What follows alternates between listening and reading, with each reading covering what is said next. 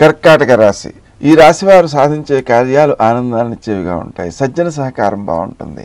నూతనమైన ప్రదేశాలు సందర్శిస్తారు. ఆధ్యాత్మికంగా ఉన్నతమైన ప్రదేశాలను దర్శించడం ద్వారా మీకు మీ కుటుంబ సభ్యులకు కూడా మేలు జరుగుతుంది. మాట్లాడే తీరులో కొంత జాగరూకత అవసరం.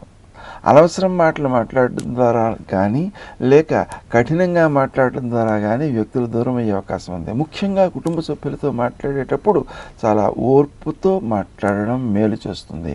స్నేహ సంబంధాలు వృద్ధి చెందుతాయి. ఆలోచనల విషయంలో కొంత ఆలస్యాలు చోటు చేసుకునే అవకాశం ఉంది. అందువలన ఏ విషయాన్నైనా సరే నిర్ణయం తీసుకునేటప్పుడు ఆలస్యం కాకుండా ఉండడం కోసం ఆత్మీయులతో ఆ విషయంలో నిపుణులతో సంప్రదించి నిర్ణయాలు త్వరితంగా సకాలంలో తీసుకోవడం మేలు చేస్తుంది. స్నేహ సంబంధాలు వృద్ధి చెందుతాయి. మీ యొక్క ప్రయోజనాలని కూడా కొంతవరకు విడనాడి స్నేహ సంబంధాలను కాపాడుకోవడం తప్పనిసరి. అనుకోని ఖర్చులు కొంతవరకు ఇబ్బంది పెట్టేటువంటి అవకాశం ఉంది. ఆ ఖర్చులను అధిగమించడం కోసం మీరు ధనాన్ని 2-3 మార్గాల్లో ఏర్పరచుకోవడం తప్పనిసరి. అంతేకాకుండా సుమంతో శ్రీ కార్తవీర్యార్జునాయ నమః అనే మంత్రాన్ని జపించడం ద్వారా కూడా సమయానికి డబ్బు సర్దుబాటు అవుతుంది. మీ శ్రమ, కాలము, ధనము వ్యర్థం కాకుండా ఉంటుంది.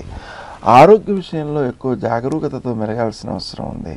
ఆ ఆరోగ్య సమస్యలను అధిగమించడం కోసం క్రీం అచ్యుతానంత గోవింద అనే నామాన్ని జపించడం తప్పనిసరి.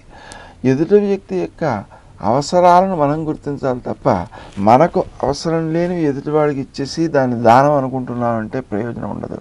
అందువలన ఎదుటి వ్యక్తులకు అవసరాలను గుర్తించి వ్యవహరించడం ద్వారాను వారికి సహకరించడం ద్వారాను మీరు భవిష్యత్తులో ఎక్కువ ఔన్నత్యాన్ని అభివృద్ధిని సాధించే అవకాశం ఉంది. లౌకిక రంగంలోనూ అభివృద్ధిని సాధిస్తారు. ఆధ్యాత్మిక రంగంలో కూడా మీరు అభివృద్ధిని పొందేటువంటి అవకాశాలు ఉన్నాయి.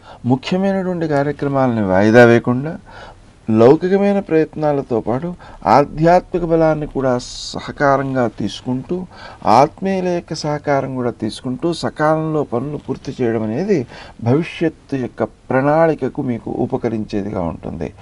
మాట్లాడే తీరు వల్ల మీరు ఇతరులను దూరం చేసుకునే అవకాశం ఉంది కాబట్టి తక్కువగా మాట్లాడుతూ ఎదుటి వ్యక్తి యొక్క అవసరాలను గుర్తించడం చాలా ముఖ్యం.